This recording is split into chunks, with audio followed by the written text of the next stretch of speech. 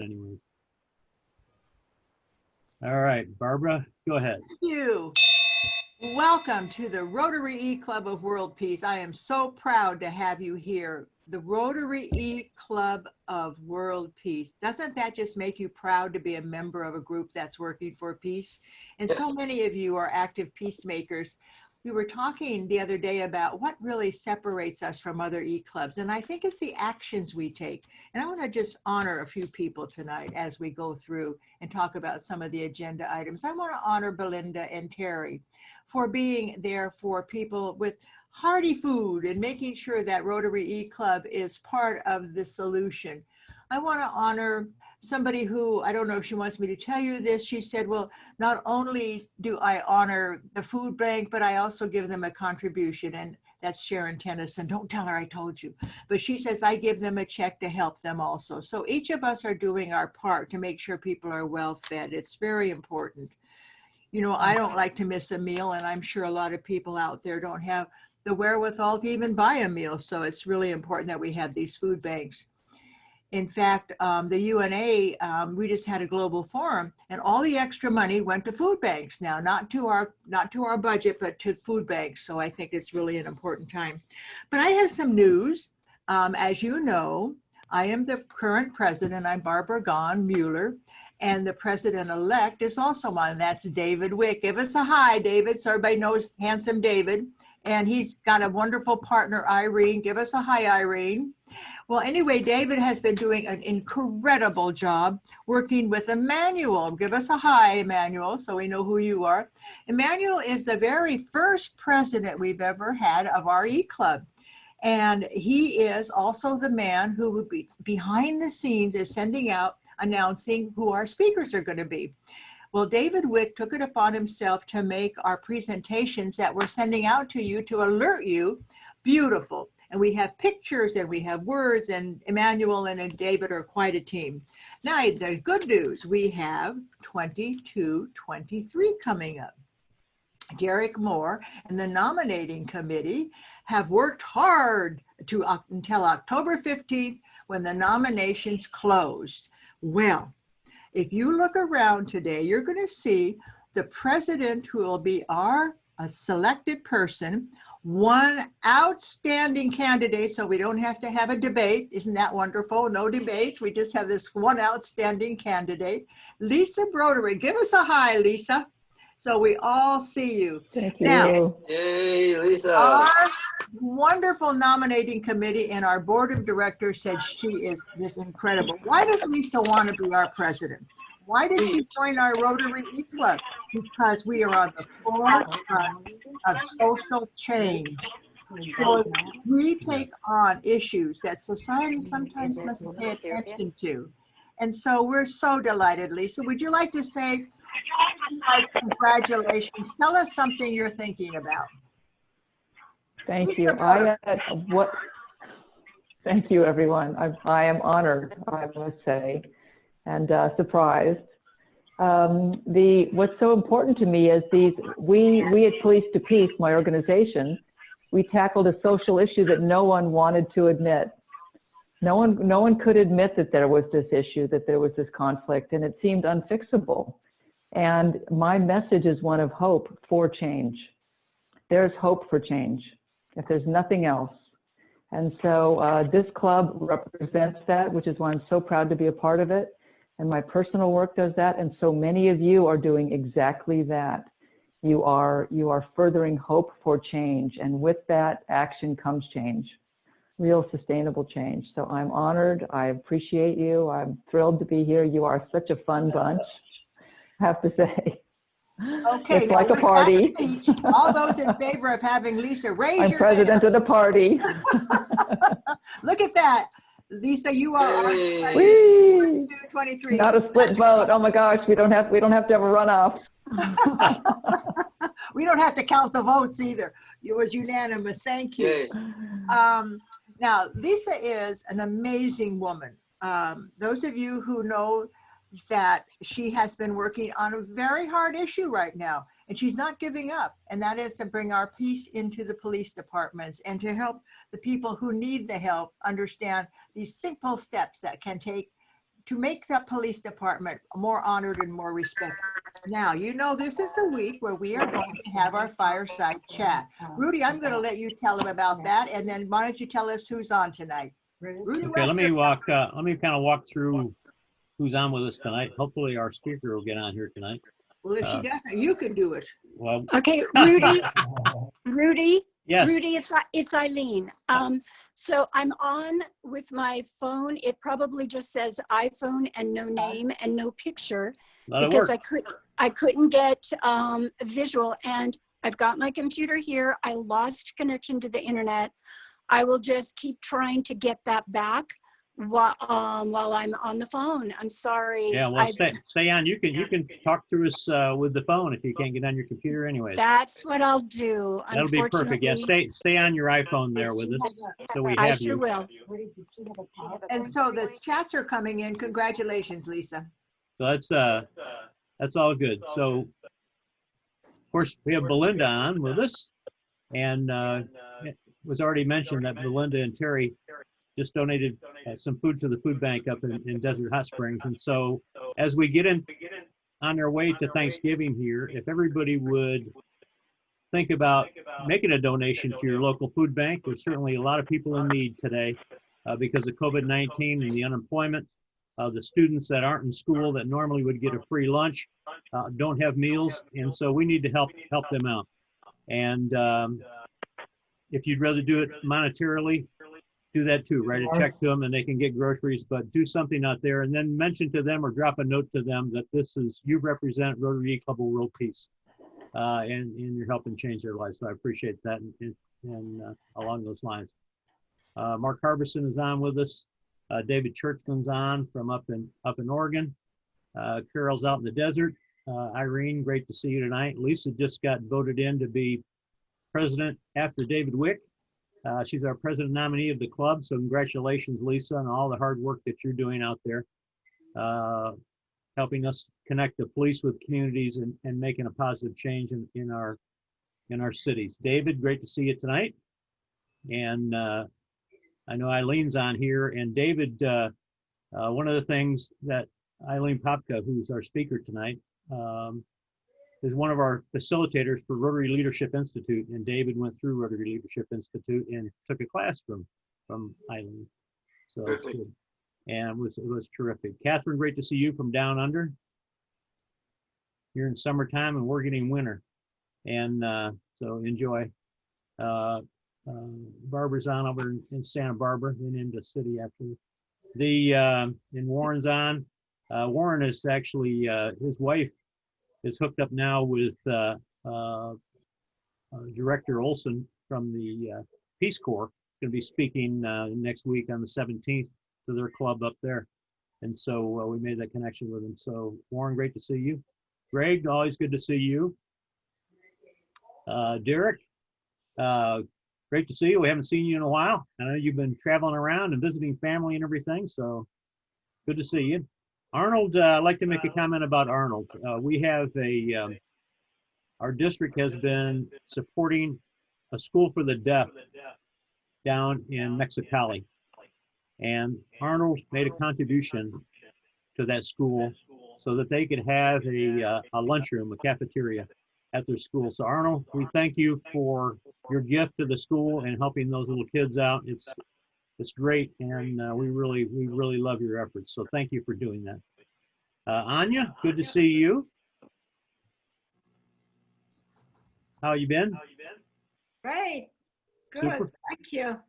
Emmanuel came back from France with 14 other people on a whole airplane, so he was social distance. It's all good, brother. Yeah, soon to be president of France. Have you called Biden yet? Yeah, I wish him good luck, and I cannot wait to work with him. There you go. Rudy, yes. and I just like to say that when you were saying that, I thought you were just goofing around, so on. But he is really running to be the president of France in 2 years. Correct. Really? Yeah. 1 year and a half. I think you're going to win. Yeah. There you go. Could be. Could be. Could be. Are you retreading your French? Yeah, I'm learning French again. It's He's very learning- tough. He's got to have real French instead of French American. So, As Arthur, long good as to it's see not Quebecois. There you go. Arthur, good to see you. Sala, good to see you. And you know why, by the way, why are you talking about President of France? You know why Trump can't enter the White House after January? You know why? It's for Biden. It's for Biden. Oh. It's for Biden. You've been watching too much Facebook stuff. You're killing me now. Okay. So, Jack, are you healed up? Can you raise your arms? Yeah. There's One arm you can raise. Okay. Yeah, here's the other one over here. Oh, Hi, Jack. keep getting healed up there, buddy. Yeah, it's on the mend. It's on the mend. Okay. Alma, good to see you tonight. No, we see your name there. Same here. Thank you. And Mike Behrens is joining us from the Rotary Club of Paris, but it's not Paris, France. It's P-E-R-R-I-S, Paris, California. And he's a Rotarian here in that Rotary Club, and he's worked a lot with youth, and he joined us tonight so he could be on here and listen to Eileen's presentation. So, Mike, thanks for joining us. Dennis, good to see you. There he is. Mary Jo, how are you tonight?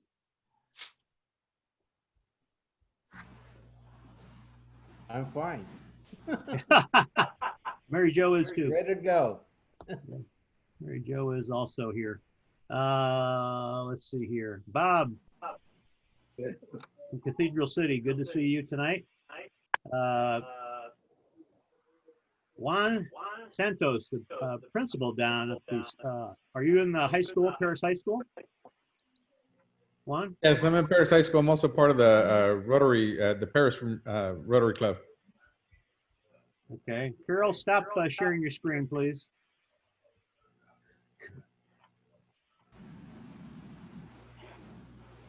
Carol? Stop your screen share, please. You can tell that she was doing it, huh? Yeah. I better call her. I'll call her. She's really goofy tonight. But she's a cutie pie. There, I can fix it. I just stopped it. There we go. I can fix that. So, Kanadi, how are you? How's everything up in Colorado? It's cold. Oh, good. That's better than fires. So. Yeah, the fires are gone, but we had snow last night. Oh, you did? That's good. Everybody's getting snow. Well, we had snow too. Yeah, you can join us. Sharon, great to see you. Martin, I was talking with you earlier today. We just keep following each other around here. Keep good company. Richard, good to see you tonight. Hanako, how are you? Good to see you.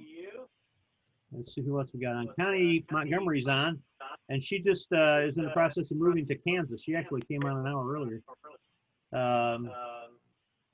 So she's in the middle of moving. Michael Corbin's on with us. Michael, see if I missed anybody else. I did. One of the things, actually the echoes come from my wife, so. Dinah, unmute yourself. Hi, everyone. How are you? Hi there. Really good. Hi. My name's actually pronounced Dina. Oh, Dina, I'm sorry. Yes, no worries. Dina Sandoval. And I'm sure you guys are wondering who is this person who has suddenly joined your group. And yeah, so I'm here joining you tonight. Not sure, Rudy, if you wanted for me to say a few words, or if that's part of the agenda. Yeah, let me say a few words, and then you can expound on it. Okay, sounds good. Every year, 50 people get selected to go to one of our 5 programs that have master's programs of peace centers around the world. In another 50, it's going to be a little more than that this next year, go for a 3-month certificate program. And tonight we have with us our newest selected Peace Fellow from our district, who will be attending Bradford, University of Bradford in the 2021 school year as a Peace Fellow. And it's a tremendous honor that the trustees of the Rotary Foundation have selected her. And she's such an accomplished person, working on peace. She's been in the Peace Corps over in Botswana, I believe. And we look forward to her going to school and getting back with us and staying in touch and reporting on that education. You'll see somebody else on here. Martin here is also a Peace Fellow, but he's already graduated. But so you're new to the class. You're the first one representing, a long time representing our district. It's a tremendous honor. And if you want to say a few words to us, that'd be great. Yeah, first of all, I want to say that the honor is all mine, and just start by just thanking all of you. Getting the nomination from the district has been a very pivotal piece in getting me to this point. And yes, I just wanted to say how grateful I am, full of gratitude. I think I was part in my path in my career where I felt like graduate school didn't seem to be an option, and so it was a lovely, lovely surprise. And it's actually my birthday today, so it was an excellent gift for my birthday. And I, as Rudy mentioned, since I was very young, I've dedicated my life to wanting to know more about the world, understand it, learning its languages, appreciating its culture. It was very an easy transition to involve myself in international relations when I went to San Francisco State. Loved the program, and that kind of took me into the Peace Corps, and I was there for 3 years. It's usually 2 years, the recommendation, but I wanted to continue staying in Botswana because I wanted to fulfill some of the projects that I had started. So I follow through, and in Botswana I realized my interest in community health, and that took me to Peru. So I was there for about 3 years leading a community health program in the Andes with agrarian communities, and in the jungle with indigenous communities. And then I'm currently working for an international development innovation hub. Believe strongly that communities need to be involved in setting their own development agendas, and we find innovative ways to strengthen the impact of social change. And yeah, I'm just very excited to take whatever I have learned throughout my experience and just really honing in on them, exploring different avenues so I could be an even greater change maker in the world. Yeah, so that's a little bit about myself. That's kind of more career based, but just to say that I'm first generation American, 1 in 6 children. Both my parents, come from farming communities in Mexico. Only achieved an elementary status of education. So it was very amazing to tell my mom today that I was actually gifted with this opportunity to pursue higher education. Well, happy birthday to you. And I'm so glad you had this wonderful gift, and you certainly deserve it. Thank you very much. I'm really, really humbled, and I will do my absolute best to. And you can get on our club once a year and tell us how you're doing. We'd love to hear from you, Dinah. Yeah, absolutely. It'll be my pleasure. Thank you. So Dina, thanks for sharing. It'll be a little more on her background will be coming out in the newsletter you get from the district, as well as something in Karen's newsletter that's coming out. So thank you. And very accomplished young woman who's going to do big things in the peace arena and continue to do those more than what she's done already. So a great addition to the Rotary family, and we are so excited that you applied and our district's able to sponsor you. Thank you very much. And I will leave you to it. Thank you so much for the time. And yeah, we'll keep in touch, definitely. Happy birthday very again. much. Thank you. Thank you. Thank you. Yeah, you can stay on. You don't have to jump off unless you're in a hurry. So that's entirely up to you. Okay, thank you. All right. I think tonight we have Eileen, are you still on? I see your high phone there. Eileen? I am, yes. Okay, good. Tonight we have an expert in the four-way test and in Yes. ethics and we have an opportunity here tonight. We have with us Dr. Eileen Popka. She lives up here, and she's a member, lives up here in Lake Arrowhead. She's a member of the Rotary Club of Lake Arrowhead. She's part of our Rotary Leadership Institute facilitator team and does ethics training in that. She's just an amazing person here, and I'm not going to take more of her time. So Eileen, take it away, please.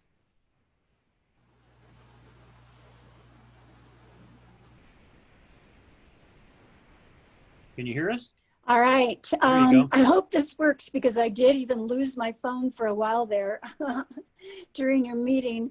So I can hear you. Can you hear me? Yes, you're fine. Go ahead. Can you hear me? Yes. Yes, Can we you can hear hear you. me, Rudy? Yes, go ahead. Okay.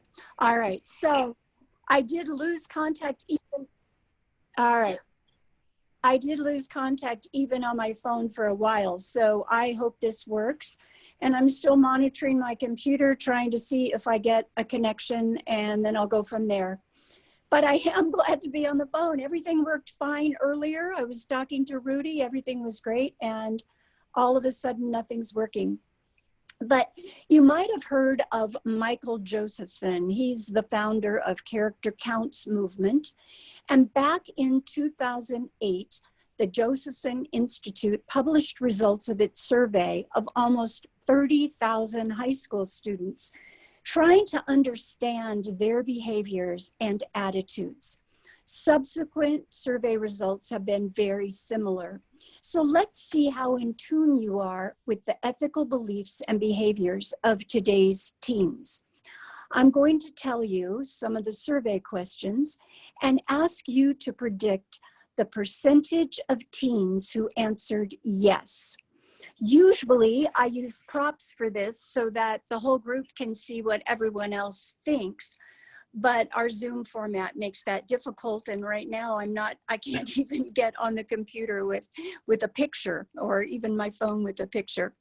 So just think to yourself and we'll share some of what you're thinking. Okay, question number 1. What's the percentage of high school students who responded, "It's important to be a person of good character"? Just think about that and pick out a percentage.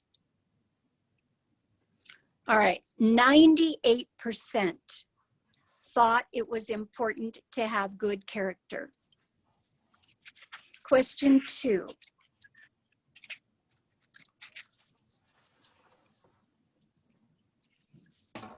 What's the percentage of students who said being a good person is more than being rich?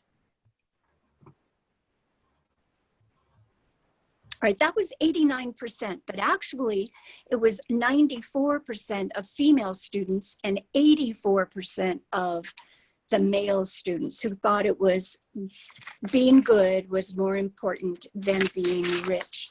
Question 3, how many high school students admitted, "I cheated on an exam at school in the past year"? 64% said they cheated on an exam. And since so many students, question 4, said being good is more important than being rich, what percentage do you predict said, "I sometimes lie to save money"? That was 42%.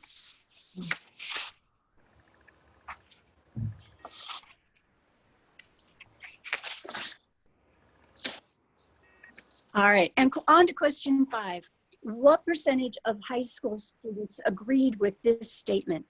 "I stole something from a friend in the past year"? If you're muted, unmute. Tell me how many you think said that. What percentage? 50? No one has an idea, or no one willing to? No, Julie. 50, okay. Who else? 10%. 3%. I stole something from a friend in the past year. 3%. All right, that one was only 20%, but I have to tell you that when the question was asked, when the statement was, I stole something from a parent in a past year, it was much, much higher. 100%. So they were willing to steal from their parents, but not so many from a friend. Moving to question 6. What percentage said, I lied to a parent about something significant in the past year? 80%. 75. Anyone? 80%? All right. Who? 75? You're close. I mean, you're close to each other. Yes, we are. Who else? Any other guesses? 60. 26%. All right. It was actually 82% admitted they lied to a parent about. All right. It was 82%. Said they lied about something significant to a parent. And finally, what percentage of almost 30,000 high school students responded, I'm satisfied with my own ethics and character? 20%. 35. Any ideas? 42. 90%. 20. 20. All right. 80%. I think you'll be surprised. So that one is 93%. So let me summarize. 98% of almost 30,000 high school students said it's important to be a person of good character. But 82% said they'd recently lied to a parent about something significant. And yet 93% are happy with their own ethics and character. Do you see a problem there? Well, Rotary International Director at that time, Paul Netzel, did see a problem. And Paul knew that if there's a problem with the ethics and character of our teens, there's got to be a solution. And he figured that Rotarians could be part of that solution. So he took his concerns to the Rotary International directors and was given some money to run a similar survey with RYLA, Rotary Youth Leadership Awards participants, with Rotary Interact members, and with Rotarians themselves to see if a program in ethics was warranted by those survey results. That survey also included questions to determine the respondents' knowledge about the 4-way test and how much the test was a focus of both Interact clubs. Excuse me, just a moment.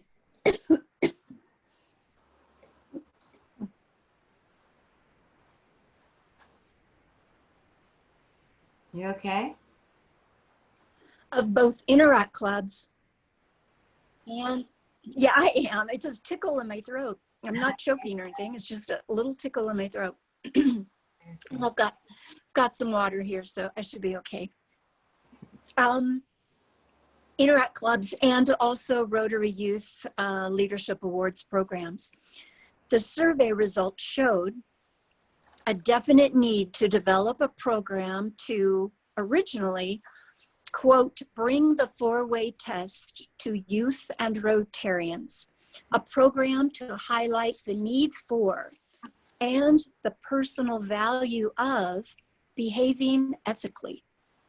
So a group of Rotarians representing 12 Rotary districts worked with the Josephson Institute personnel to develop a manual supporting ethical behavior and ethical decision-making. Most of those Rotary districts were on the West Coast of the United States. That manual turned out to be a guidebook for operating RILAs, Rotary Youth Leadership Award conferences. Those conferences are a function of Rotary International, but Rotary districts have an option to have those leadership conferences or not. And if they decide to have one, they can actually create it any way they want. They can, it can be any number of days they want, or just certain hours of one day. Any group of people from the ages of 14 through Rotaract age, about 14 to 28. Most RILAs have high school students, but there are, even in the United States, I know of RILAs that use people in their early to mid 20s. And there are no specifics from Rotary about how to run these. There are some general themes, and the general themes are the Rotary values, such as service above self and the principles of decision-making in the four-way test of what we think, say, or do. Is it the truth? Is it fair to all concerned? Will it build goodwill and better friendship? Will it be beneficial to all concerned?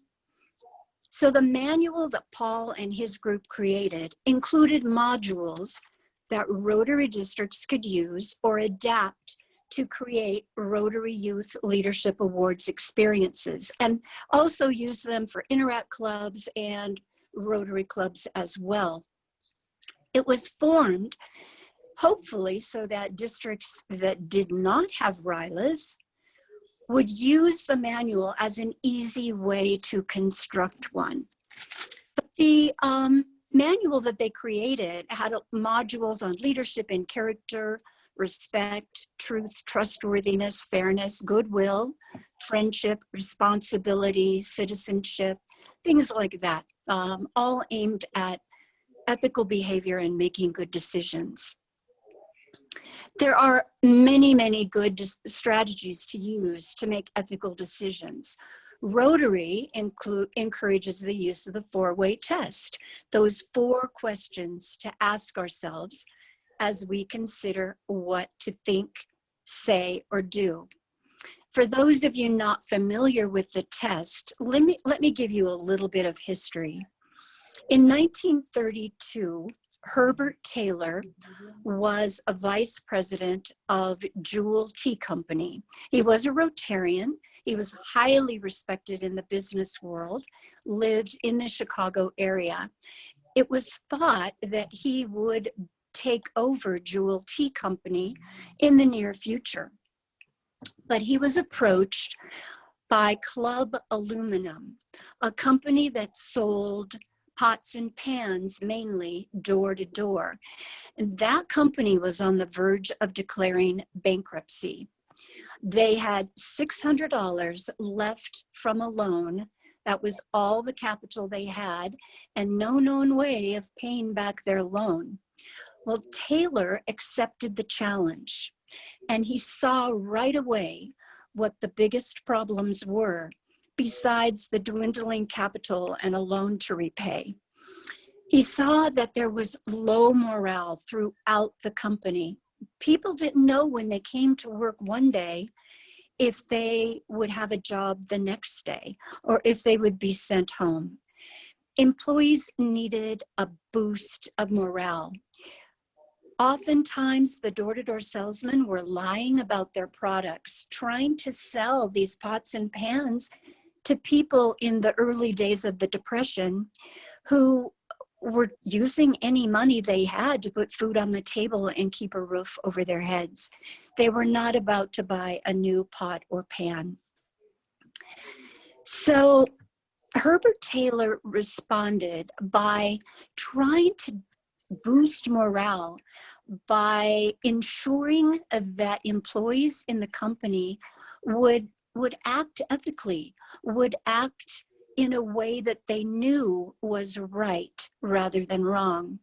So he developed a guide to do that. The first one was about 100 words long and way too long. He really wanted something that could be memorized and used often without having to check on a piece of paper or a wallet card. Once it was developed, he used it himself for 2 months, and he found it extremely hard to follow. But it was valuable. With every decision, he said, no, this is too difficult, but it was very valuable. So he did adopt it for the company. And the company had to follow it in every way, in how they treated each other, in their truth in advertising. They could no longer say their pots and pans were the best in the world. They could only say things like what they were made of. They could give testimony from users.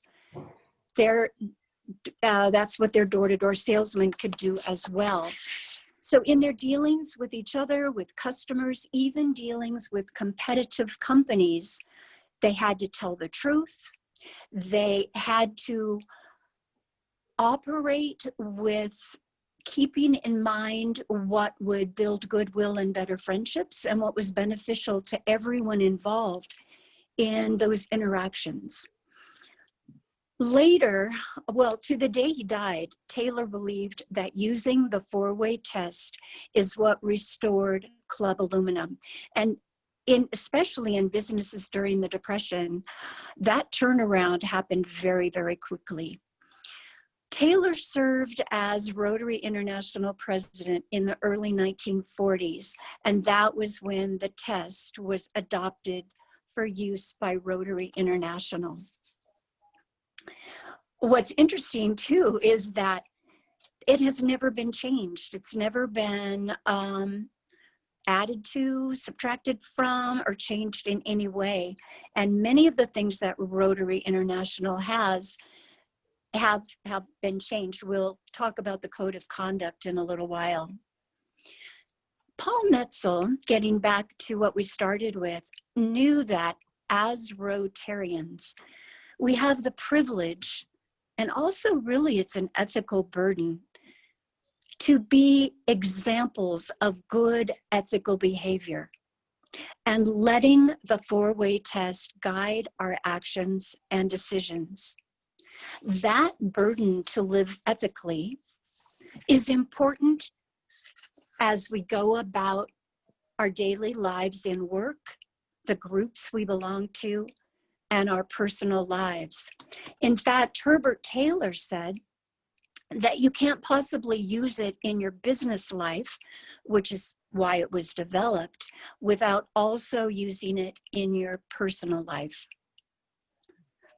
It's especially important when we are visible and representing Rotary in our communities.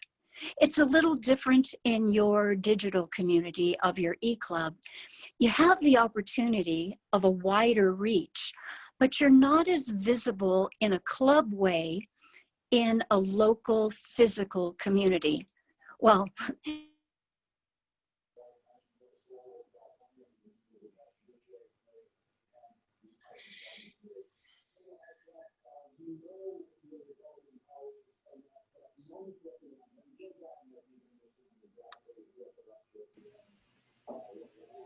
Are you still there, Eileen?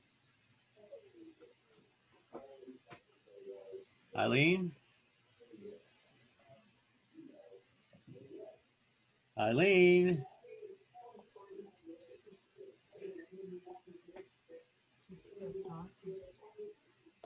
I got somebody in that with their TV or on something in the background. I think we lost her. That was it. I like David's question when she gets back on. Yeah. I hope she gets. David's question? Yeah, David's question is about how many Rotarians do you think practice the four-way test? But that was interesting. I wanted to ask her when this survey was done. Was it done, 10 years ago, 20 years ago with these students?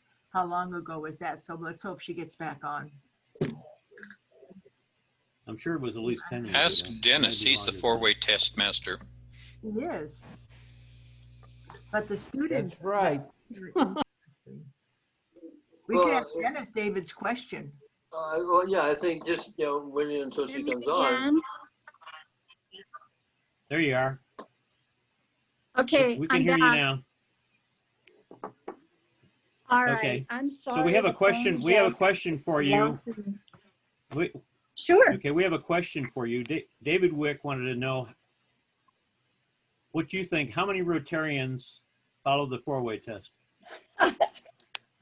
How many Rotarians know the four-way test? Was that the question? No, actually or follow how it. many follow it? Actually follow it. Yeah. Actually follow it. Yeah, besides recite You want a it, how real many follow answer? You know what? Oh, can recite it. I would say, Can they honor it? gosh, I think it's fewer.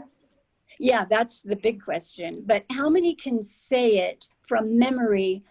It's fewer than we'd like to think, I think. But many clubs here in the United States, at least, do recite it at every club meeting. Whether they actually know it, I don't know. And then how many follow it? Maybe 19%. I don't know. I think it's a lot lower than we'd like. Yes. Well, I just asked the question because that's, to me, one of the distinguishing factors of Rotary, that we really put that out there as a major value and, living this ethic. And if Exactly. if we're not following, how do we engage all the more? Or how do we do that? Because the world needs it terribly. So the world needs it terribly.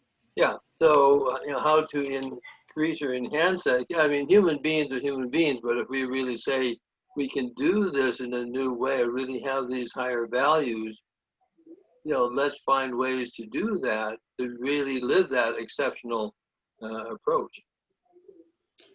Well, that's our burden as Rotarians, to live ethically and as we go about our daily lives, not just in our work, but in the groups that we belong to in our personal lives.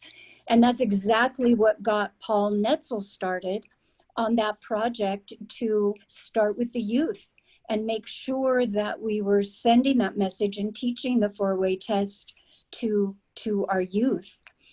It's especially important when we are visible and representing Rotary in our communities. And I think this is when I lost contact. It's a little different in your digital community because you have the opportunity of a wider reach, but you're not as visible in your local physical community, at least not as Rotarians. But then again, at the moment, very few of us are visible in our local communities because of COVID-19. We still have our Rotary obligation, though, to be ethical. It's still as strong as it ever was, maybe even stronger. And especially important to be a good model every time we work with youth and young adults. I'm going to give you an ethical dilemma faced by a Rotary Club. And listen to the details. It is a dilemma. There'll be some fuzzy things that where you don't have all the information that you might need to make a good decision. But at the end of this, I'm going to ask you to try to tell us what you would do in this situation. So here's the dilemma.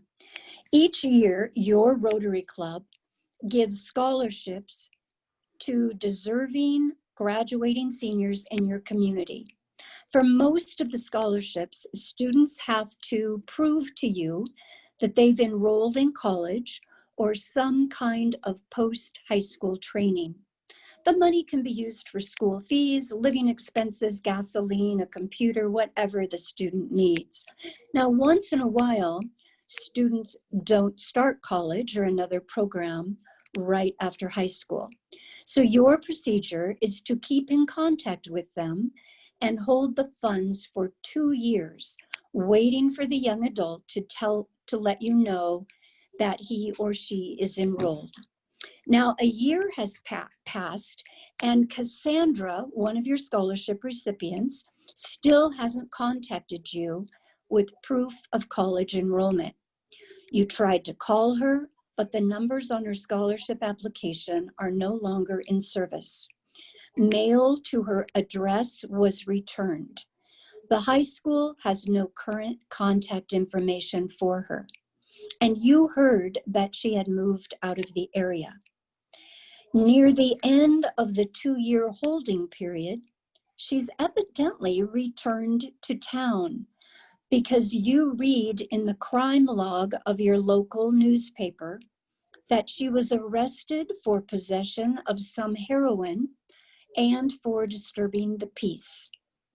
Her Facebook page has some photos that disturb you. One of her old friends has Cassandra's current phone number. All right, that's the dilemma. You're now meeting with your Rotary Scholarship Committee, and you need to fulfill your club's promises, and you need to protect your club's reputation within your community. So thinking about, with the 4-way test in mind, should you contact Cassandra to remind her of the scholarship, or what action, if any, should you take?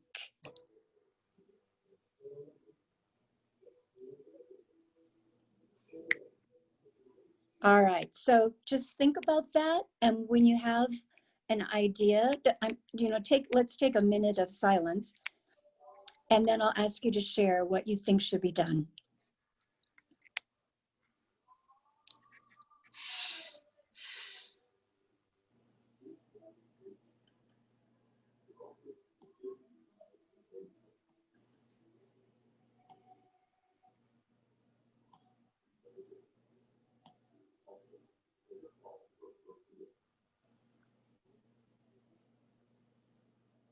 All right, does anyone have an idea? If you were on that committee, what would your recommendation be?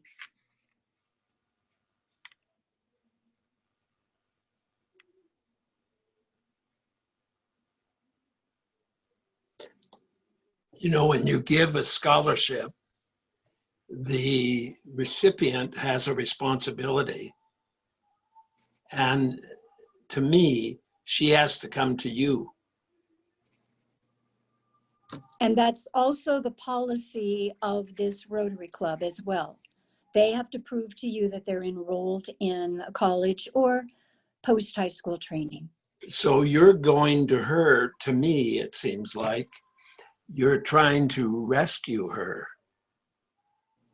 And it's a little bit questionable. All right. Who has another idea? I do. Please and share. that you would, she won the scholarship fair and square. In fact, this may be the thing that turns her life around.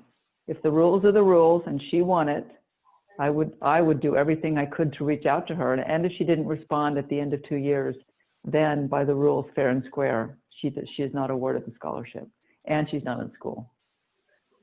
Whatever the rules were, set aside the judgment about her actions. Mm-hmm. Goodwill, beneficial to all. All right. Who has another idea? I'll jump in. Yes. It sounds like a wonderful opportunity to engage in our community and find multiple paths. You have references in your application, multiple ways to sit down and have a conversation. It's clear that this woman is going through something challenging. Removing a scholarship might be the thing that makes it even worse, and especially done so without a conversation of knowing exactly what's going on in this person's life. Part of the program, I'm a recipient of an award that changed my life, and this could be that breaking point. And we as Rotarians, believing in family and the power of community, I think could coalesce and create multiple avenues for connecting with this young woman. All right. Anyone else?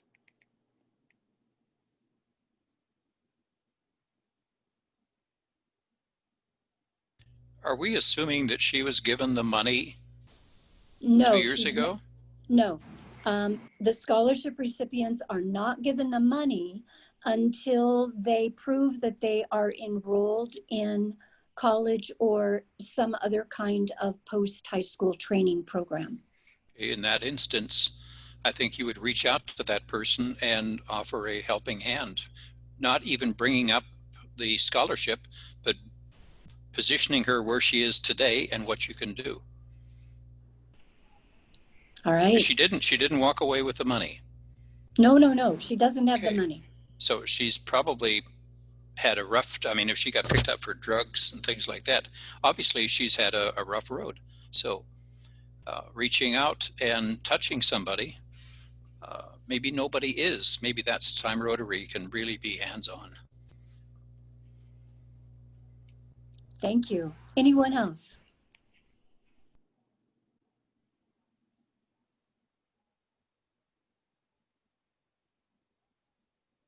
Is this a true story? I mean, are we going to get the ending? Well, this isn't an actual true story, but it's similar to an experience that a Rotary Club did have, yes. And they really had a dilemma because we had people on all of the sides that have been shared tonight.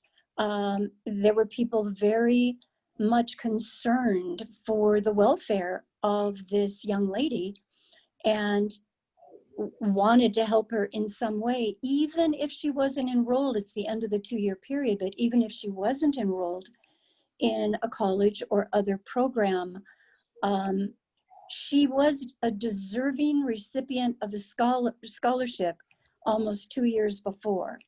And so what happens in 2 years? For 2 years, Rotary dropped their ball.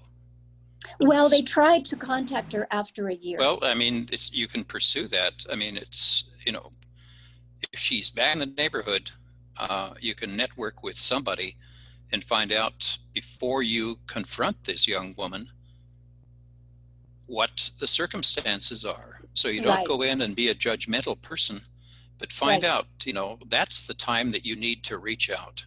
Reach out. Mm-hmm. And I would agree that if nobody in the club has the skill and experience to deal with this kind of a situation, that you try to find that before you contact her and direct her to a place where she can get help. Yes, good point.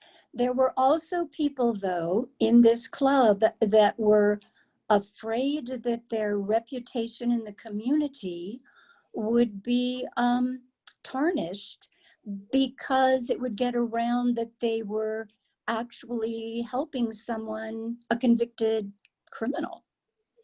And they were worried that they wouldn't have a chance to explain their motives for helping the young lady, and that word would get around that they were, you know, offering help to someone that to a lot of people didn't deserve it.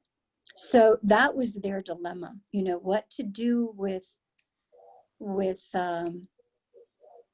in that regard. So can we come to consensus on a course of action? Everyone has shared something critical to solving this dilemma. Can someone kind of develop a consensus from what we've said?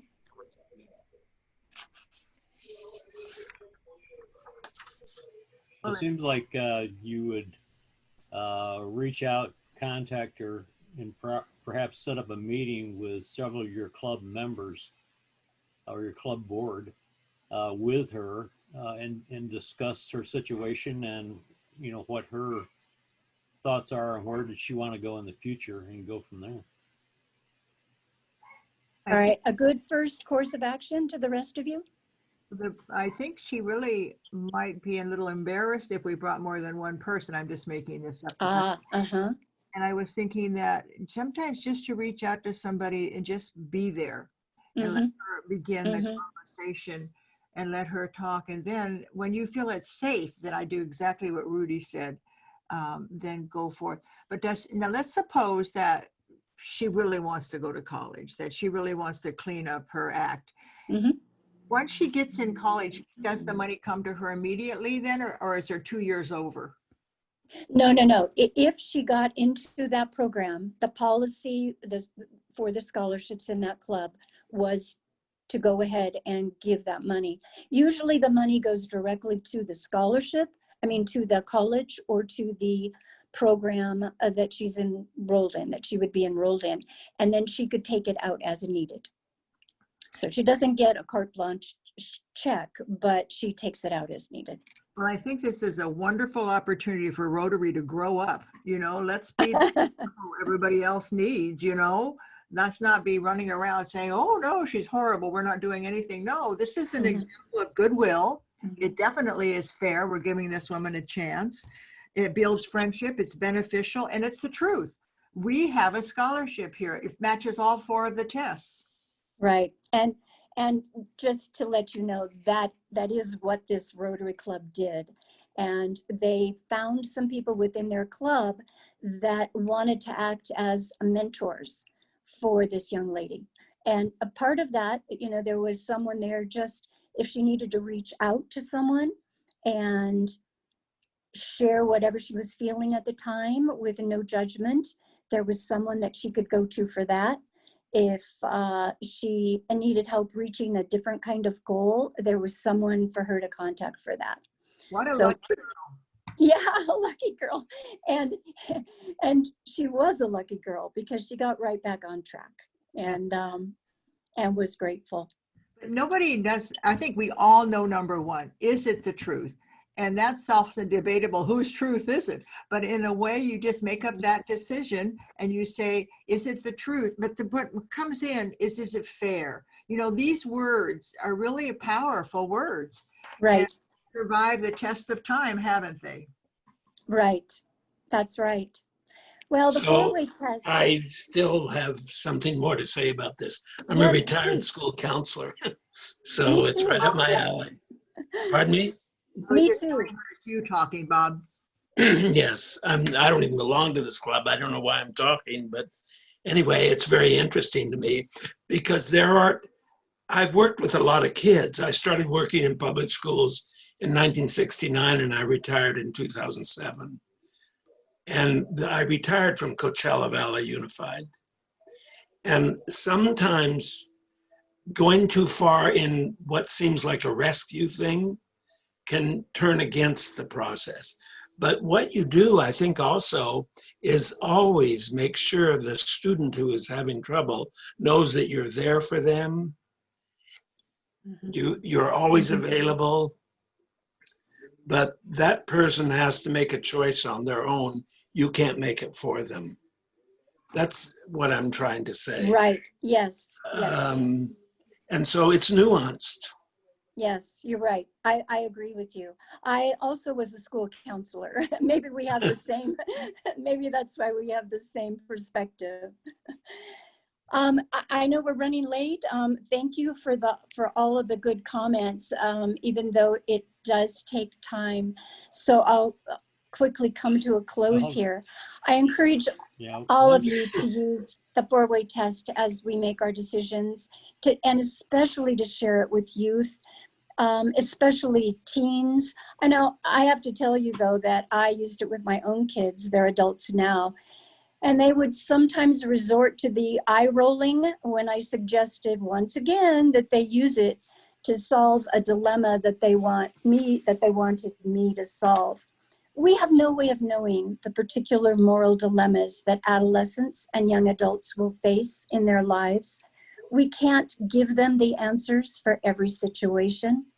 What we can do is give them the tools to work through those dilemmas. What we can do is give them the right questions to ask as they wrestle with their decisions. When they're confident that their decisions are ethically sound, they're more likely to have the courage to stand by those decisions, even when peers, colleagues, bosses, or political constituents are pressing them to abandon their principles. Former basketball coach John Wooden said, "Ability may get you to the top, but it takes character to keep you there. It takes courage and character to do what's right and responsible, and then to accept responsibility for the results of our actions, especially when those results aren't what we thought they'd be." So I wish all of you the skill and heart to make wise decisions, the courage to stand by those choices, and the ability to inspire others to do the same. Thank you. Eileen, thank you. Dennis Wong has his hands up. Dennis, did you unmute yourself there? You have anything to add or say or question for Eileen? Yes, I think the four-way test, first of all, I think everybody thinks they're honest. That's the first thing. And just like I say, teenagers, probably if Rotarians took the test, they probably fall in the same thing as a teenager. I think the four-way test is more than being ethical and honest. And I think the last example you had was very good because it also can be used for problem solving. And that's what Herbert J. Taylor did with the four-way test. Really, it was a business strategy. He had a problem, and he solved the problem with the four-way test as being a marketing message or what it meant to be his company. So I think looking at it a different way might be more relevant to many people, because one of the things that people struggle with, my friends and everything else, is the last one. Is it fair? Is it beneficial to all concerned? Mm-hmm. And they struggle with it because the trade-offs and things like this. So you've got to, in practical terms, it's nice philosophy. It's a nice thing to say at the same time. And also, by the way, it's a great guide.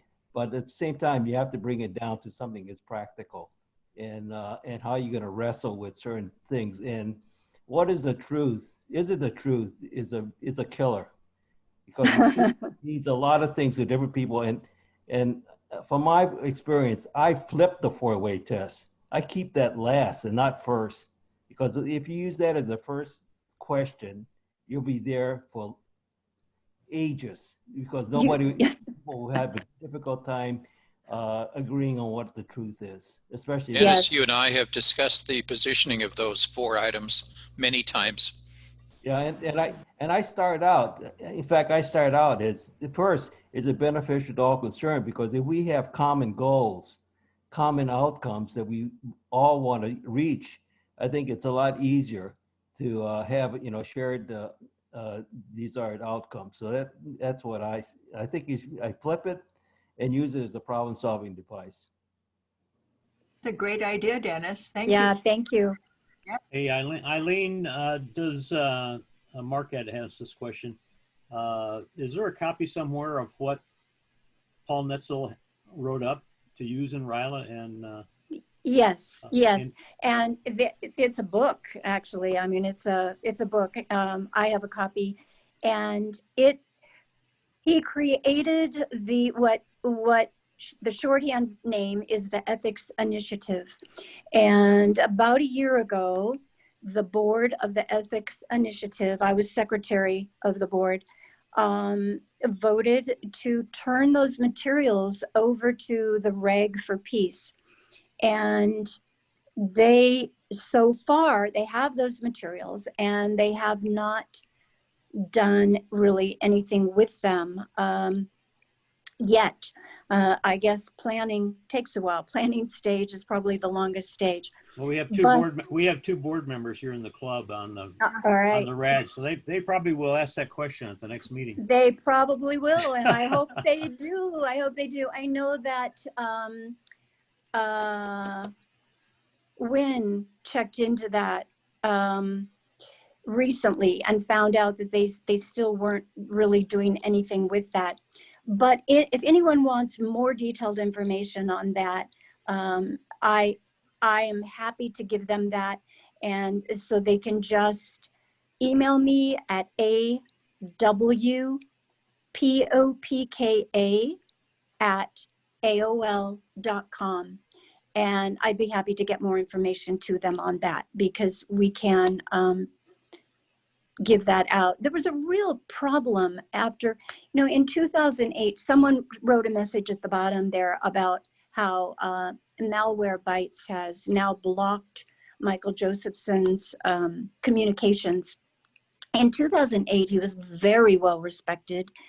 And a few years back, he got into some legal trouble. And that's when he wasn't so well respected as a speaker, as an author, as a person, as a human being. But back at the time when he helped coordinate this document, he was very well respected.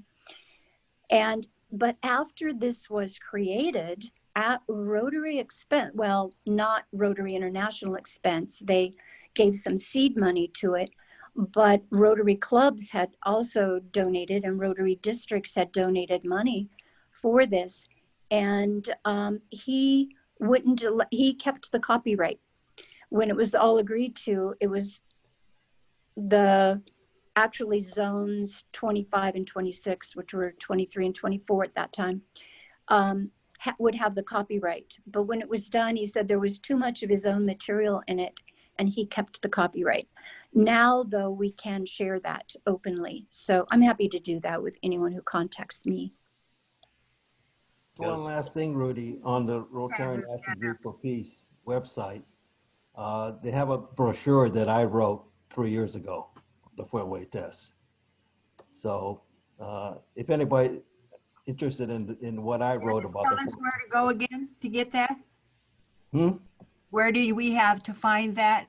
Either on the Rotarian National Group for Peace website, it's on there, or you can email me and I can send it to you.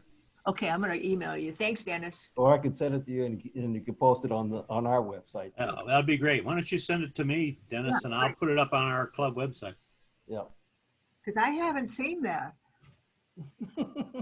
I can't believe it, Dennis. I see everything you do. But anyway, you really did bring up some concerns that we have sometimes when we do have to face these kind of ethical decisions.